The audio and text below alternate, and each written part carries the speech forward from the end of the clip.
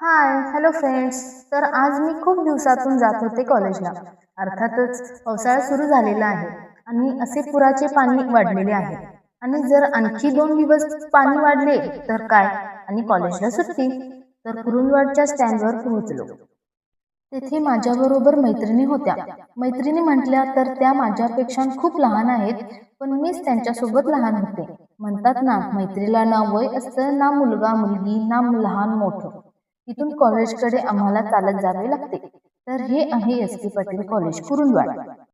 येथे माझं डिग्रीचं last year आहे. इथला परिसर खूप छान आहे. शिक्षक देखील खूप छान आहेत.